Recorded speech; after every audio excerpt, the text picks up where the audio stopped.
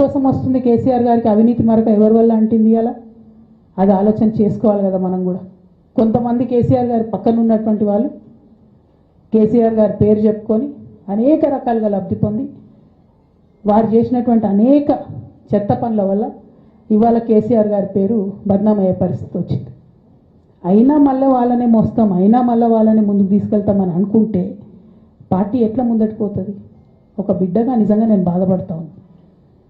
ఇవాళ 5 సంవత్సరాలు ఇరిగేషన్ మంత్రిగా చేసినటువంటి హరీష్ రావు గారిది మేజర్ పాత్ర లేదా దీంట్లో?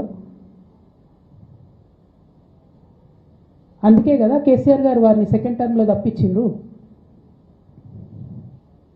ఈ మొత్తం కాళేశ్వరం ఎపిసోడ్లో కేసీఆర్ గారికి మరక అంటిందంటే 2-3 వ్యక్తులు కారణం. మాజీ రాజ్యసభ సభ్యుడు ఒకలైతే, హరీష్ రావు గారు ఒకలైతే, మెగా కృష్ణారెడ్డి గారు ఇంకోటి, మెగానో బోగానో ఏదో.